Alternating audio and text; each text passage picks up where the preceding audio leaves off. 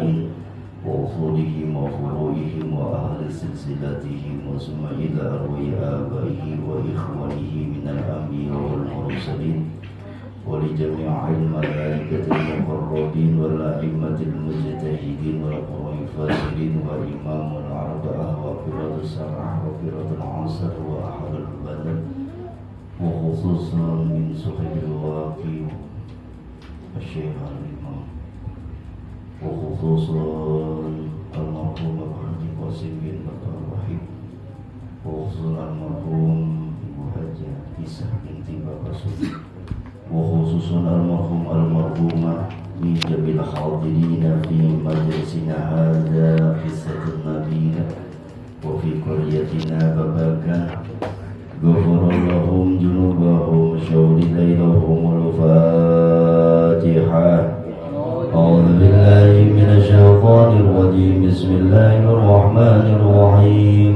الحمد لله رب العالمين الرحمن الرحيم مالك يوم الدين إياك نعبد وإياك نستعين اهدنا الصراط المستقيم صراط الذين أنعمت عليهم غير المغضوب عليهم ولا الضالين رب اغفر لنا ولوالدينا ولجميع المسلمين آمين. Alhamdulillah, yang kami hormati orang tua kita, Ayahanda Ustaz Dede Qasim, juga Al-Habib Muhammad yang sudah hadir bersama kita min zuriatir Rasul. Semoga Allah menurunkan keberkahan kepada kita semua, dan juga kita Bapak Ustaz Rifai, dan juga orang tua kita Bapak Haji Muhammad Amin, Bapak Bambang, semuanya para sahabatku majlis ta'lim yang senantiasa Allah mencintai, yang senantiasa mengikuti ajaran baginda Nabi besar Muhammad sallallahu alaihi wasallam.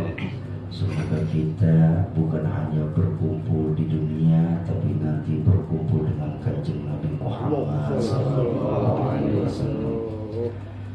Alhamdulillah, puji dan syukur bersama-sama kita panjatkan kepada Allah Subhanahu wa Ta'ala atas segala nikmat yang Allah berikan kepada kita, tentunya nikmat iman, Islam, sehat walafiat, sehingga kita bisa berkumpul dalam rangka kita thalabul ilmi, menambah ilmu agama kita sebagai wasilah mahabbah kita kepada Allah Subhanahu wa Ta'ala, sebagai penghambaan kita kepada Allah Jalla Jalaluh, dan sebagaimana cinta kita kepada kanjeng Nabi Muhammad, karena mengikuti sabda beliau, menuntut ilmu adalah wajib bagi kita untuk orang muslim laki-laki maupun perempuan.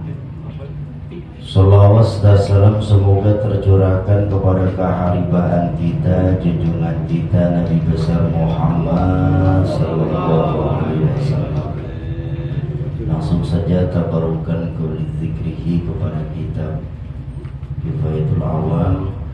Qala al-musannif rahimahullahu ta'ala wa nafa'ana bihi fi daraini amin ya rabbal alamin. As-sifatu sadisatul wajibatu lahu ta'ala al-wahdaniyatu. Adapun sifat yang keenam yang wajib bagi Allah Ta'ala al-wahdaniyah. Apa itu sifat wahdaniyah? Allah itu esa, Allah itu satu. Jadi jangan kita menganggap Allah itu bukannya wahidah. Jadi wahdaniyah ini sifat yang wajib bagi Allah, tarapan yang keenam disebut wahdaniyah. Jadi Allah itu satu. Makanya ketika salah satu sahabat baginda Rasul, ketika dia diuji keimanannya, yang sampai kita dengar cerita terompahnya sudah terdengar di surga. di surga. Siapa itu? Bilal bin radhiyallahu anhu. Dihimpit dengan batu besar di padang pasir yang panas. Ketika itu dia disuruh menyembah kepada Lata dan Uzza, berhala. Tapi jawaban dia adalah Ahad, Ahad, Ahad. Jadi Ahad wahdaniyah, Esa. Jadi kita harus yakin. Tapi kadang-kadang yang terjadi karena di dalam tubuh kita ini ada makhluk yang disebut di dalam bacaan kita ar-rajim. Siapa ar-rajim? Minasyaiton, itu yang kita takutkan. Belum kita melawan yang namanya ar-rajim, keturunan Bani Iblis, ada lagi dalam tubuh kita yang namanya hawa nafsu. Dan inilah gambaran kepada kita, belajar kita bersama, mantapkan di dalam jiwa dan raga kita, Allah itu punya sifat wahdaniyah. Allah itu satu. Jangan sampai kita musyrik. Karena dosa yang paling besar adalah musyrik, asyirku billah. Orang kalau udah musyrik kepada Allah, menyekutukan Allah, tidak akan diterima taubatnya oleh Allah Subhanahu wa ta'ala. Bahkan kalau sampai manusia itu membunuh dan lain-lain, melakukan kejahatan, tapi dia tidak musyrik kepada Allah, masih dimaafkan oleh Allah. Tapi kalau manusia sudah musyrik kepada Allah, karena dekadensi saat ini di akhir zaman, kita nggak sadar sudah menyekutukan Allah. Mana buktinya? Ketika kita sibuk dengan gadget kita, ya kan? Kalau kuatannya nggak ada, datanya habis, puyeng nggak palanya? Ngambek. Pada ngambek gitu ya. Baca dukang Sarbini dari ya. Mau orang tuanya dimarahin, gitu ya, nggak sadar. Padahal kita jangan sampai musyrik kepada Allah, tapi nggak sadar kita dipelencengkan dengan kemajuan teknologi. Dulu orang beralasan saya nggak mau ngaji karena dulu mah nggak ada lampu, gelap, takut ada kuntil bapak, makanya saya nggak mau ngaji, takut ketemu namanya memedi sendal bolong, gitu ya, ketakutan. Tapi sekarang udah terang benderang, teknologi canggih, ngaji pakai speaker, gitu ya. Kenapa kita malas?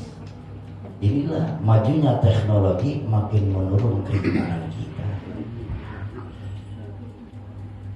Dan ternyata digambarkan lagi dengan wahdaniyah ini, Allah Esa. Makanya kita harus yakin. Makanya Musonif menjelaskan fi zati was sifati wal af'ali. Artinya wahdaniyah ini menyatu dalam zat, sifat, dan perbuatannya. Kenapa Allah Esa? Karena ketika menjadi pemimpin, gak ada pemimpin dua. Presiden kita berapa? Satu. Ada dua nggak? Nggak ada. Coba kalau presidennya ada dua, hancur negara. Naik mobil supirnya dua, kacau kita penumpangnya. Startnya itu misalkan supirnya, setirnya ada dua, supirnya dua, udah kacau udah kita, siap-siap gue nyemplung gitu ya. Kalau nggak kompak, yang satu pengen ke kiri, yang satu pengen ke kanan, gimana? Lurus baik kan, jadinya ke kiri ke kanan karena supirnya dua. Alam zakat raya ini kalau misalkan Allah itu ternyata murka, Allah itu banyak, hancur zakat raya ini. Makanya ketika itu Nabi Musa termenung ketika dia lagi banyak, karena Nabi Musa, para orang-orang aulia Allah, anbiya Allah itu selalu tafakur fi ayatillah. Sampai suatu saat Nabi Musa alaihissalam Karena Nabi Musa alaihissalam yang mendapatkan gelar kalamullah, Nabi yang bisa berbicara langsung kepada, makanya disebut kalamullah. Tapi baginda Rasul lebih daripada itu. Tapi baginda Rasul sangat tawadu. Makanya dalam berjanji, dalam dibuat, Nabi kita paling tawadu, nggak ada kesombongan, gitu ya. Nggak menampakkan yang lain, padahal Nabi kita paling hebat dari segala-galanya. Nabi Musa di kala itu merenung, jangan-jangan Allah itu tidur, karena kita juga tidur. Tuh pikiran tuh, makanya godaan iman, ketika imannya lagi mantep digoda tuh sama iblis. Was-was namanya, alladzi waswisu fi sudur. Makanya ketika kita sudah memeluk agama Islam, ketika kita membaca dan juga membuka Al-Quran, setelah surah Al-Fatihah ada surah Al-Baqarah, dimantapkan oleh Allah, alif lam mim dzalikal kitabu la raib. Inilah kitab yang tidak diragukan, apalagi kita ragu-ragu. Ketika kita sudah memasuki yang namanya masuk Islam, ketika kita memegang Al-Quran dan membaca Al-Quran, derajat bertambah menjadi muttaqin.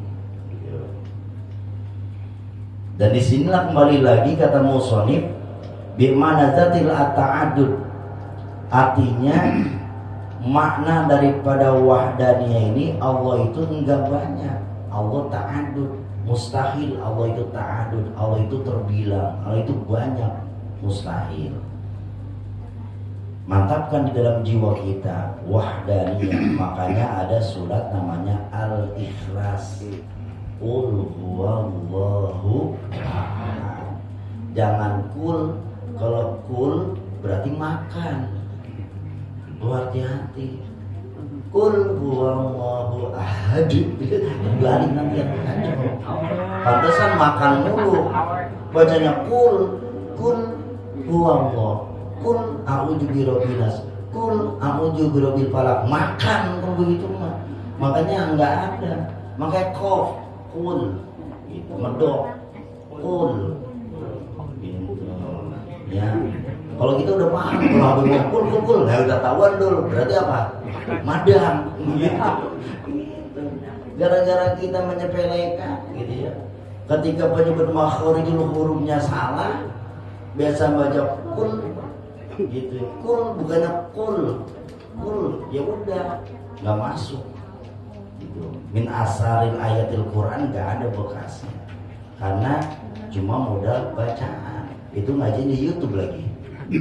Ya, gurunya YouTube, nggak tahu YouTube ada siapa, gitu ya. Gurunya siapa? YouTube. Oh, gitu bangga bener, gitu ya. Gurunya YouTube, belajarnya sama YouTube. Ditanya nanti sama Allah, dari mana kamu belajar ilmu agama? Dari YouTube ya Allah. Siapa YouTube? Laki apa perempuan? Tahu, nggak tahu jenis kelaminnya. Oh, ya, jangan-jangan LGBT kan itu YouTube. Itu makanya ada guru kita dah jelas gitu. Ya, kalau belajar itu sebagai wacana dan sebagai wawasan kita, gitu ya. Hati-hati gitu ya. Makanya ta'adud di sini kata musonif wa mana kaunillahi ta'ala wahidan. Artinya mantapkan bahwa Allah itu wahidan.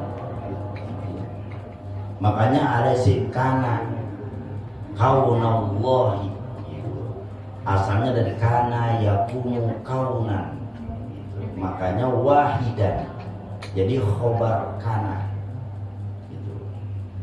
dari khobar kana ada mubtadanya, ada khobar isim kana, ada khobar kana, ada isim inna, ada khobar inna, innallaha gitu. Innallaha ghafurur rahim. Jangan dibaca innallahi, ya salah begitu. Gitu ya. Innallaha ghafurur rahim. Karena kita alhamdulillah Al-Qur'an pakai tanda bacanya. Tapi kalau kita pakai yang Utsmani itu tanda sukunnya ngilang, kagak ada. Ya kelihatan panjang pendeknya. Kalau cetakan kita Alhamdulillahirabbil alamin itu ada alif lamnya, ada alif panjang a. Tapi ada Al-Qur'an yang tidak memakai tanda alif, cukup dengan tanda fathah berdiri. Itu kalau kita nggak bisa bahasa sering baca Quran kacau nanti. Gitu ya. Ini fathah panjang dibaca gimana gitu ya. Tapi orang Indonesia banyak ulama mengajarkan kepada kita. Makanya alhamdulillah dibukukan dengan zaman Utsmaniyah Al-Quran, karena takutnya itu kita nih yang ada di Indonesia, apalagi di Depok gitu ya, Arabnya kagak kelihatan, apalagi Arab gundul begini. Ini kalau Arab gundul begini mah gampang bacanya, cuma syaratnya bacanya sendiri. Kalau baca sendiri betul nggak ada yang kalahin. Tapi kalau baca depan Habib, alhamdulillah gitu, dicebur kita gitu ya. Karena baca begini mah gampang gitu. Dan ini kata Musonif menjelaskan lagi. Jadi ketika itu wa mana qaunillahi ta'ala wahidan fi dzati annazatahu, bahwasanya zatnya Allah taala laisat muraqqabatan min ajza'il wa tarki. Artinya jangan sampai kita meyakini bahwa zatnya Allah itu banyak. Sama seperti kita manusia banyak. Jangan, beda antara pencipta dengan yang diciptakan. Bahasa Arabnya khaliq dengan makhluk. Khaliq pencipta, dari kata-kata khalaqo. Khalaqo itu fiil madi. Makanya kemarin kita belajar ada beberapa kalimat isim, fiil, huruf gitu. Isim, upil, huruf begitu gitu ya. Itu mau pelajaran santri, tapi kita harus tahu gitu ya. Karena nanti ada orang-orang yang nggak sadar merubah akidah kita gitu ya. Nggak sadar kita dirubah akidah kita, kacau nanti. Akhirnya kita ngaku dia Eden jadi malaikat Jibril. Memang malaikat Jibril jenis kelaminnya ada? Nggak berjenis kelamin. Nah kalau misalkan Lia dan jadi malaikat Jibril dia punya anak, berarti kita kondangan gitu lagi. Ada diundang gitu ya. Nggak ada. Padahal sudah dipelajari bagi orang-orang yang belum, malaikat itu tidak berjenis kelamin. Malaikat tidak makan dan tidak minum. Malaikat tidak punya nafsu. Gitu. Malaikat tidak bisa dilihat, tapi kecuali menampakkan diri. Makanya ada orang mengatakan, bagaimana ketika Rasul bertemu dengan malaikat Jibril? Ketika itu karena malaikat Jibril menampakkan dirinya dengan izin Allah. Sampai Nabi melihat aslinya malaikat Jibril, begitu ditampakkan aslinya malaikat Jibril, turunlah surat yang namanya surat selimut. Atau surat selimut? Apa surat selimut?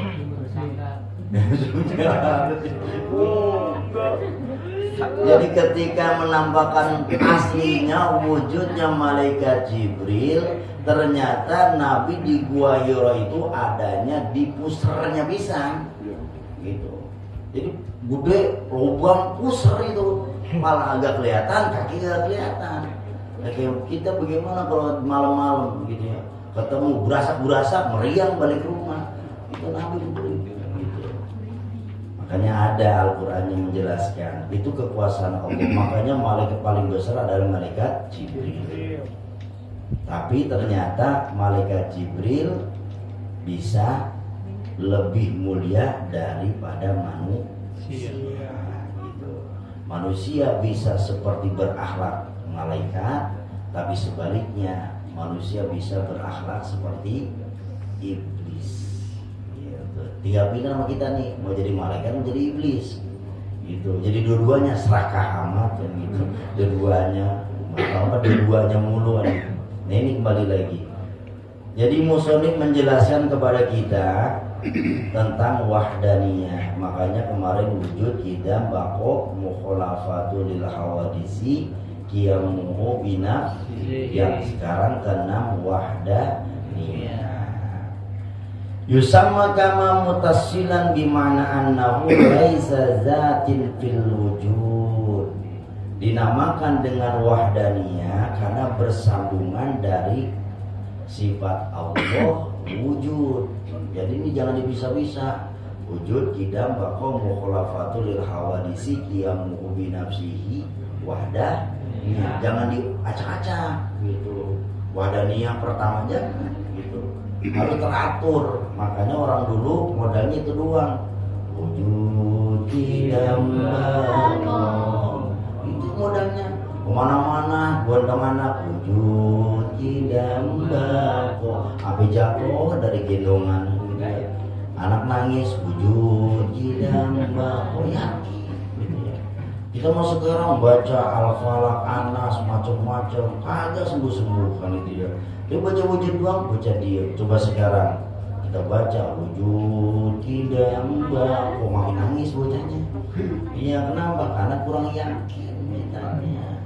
Bagaimana enggak yakin ketika kita tidur aja lupa baca doa, ketika bangun tidur aja kita baca lupa doa gitu ya. Mau makan aja saking laparnya lupa baca doa. Mau ngerokok baca doa kagak?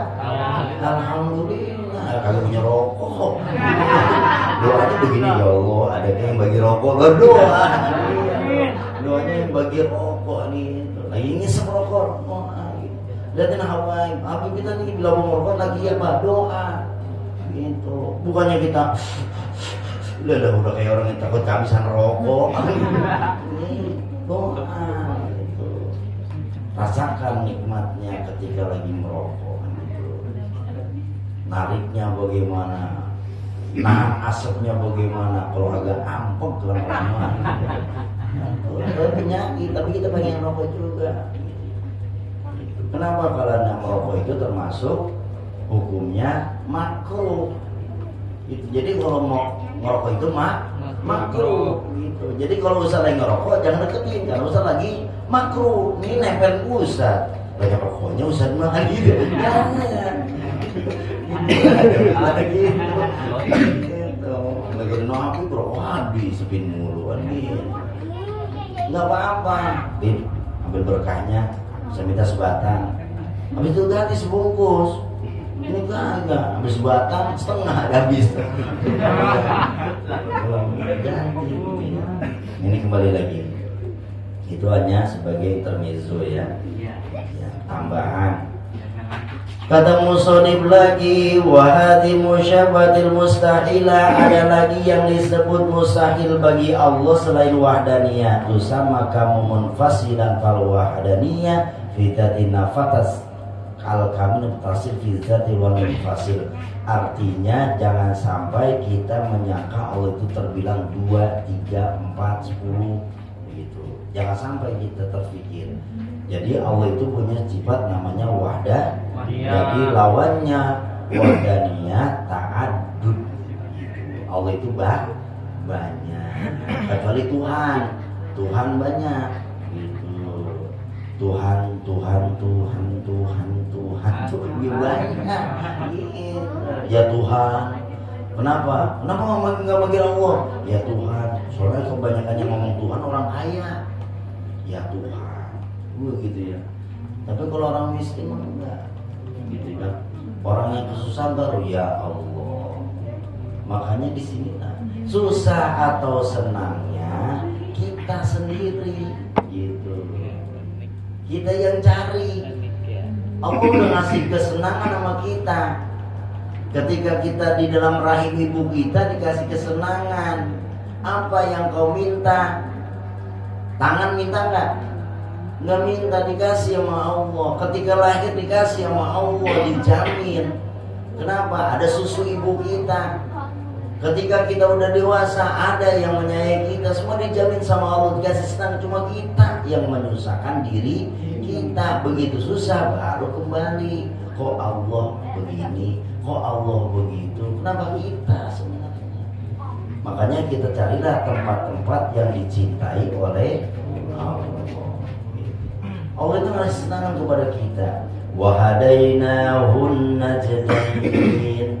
Dan ketika engkau lahir, aku berikan 2 pilihan.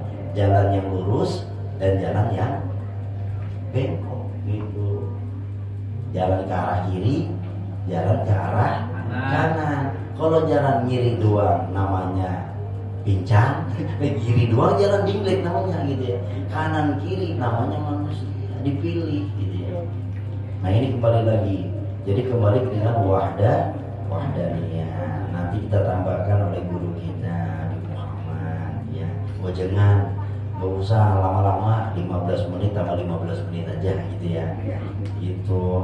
Jadi hari ini kita tabarukan kepada kitab Safina kitab Bifayatul Awam. Fal wahdaniyatu fi zati nafatat al kamin al mutassil fi zati wal munfasil fiha wa ma'na wahdaniyati ta'ala wallahu a'lam bishawab. Al-Fatihah.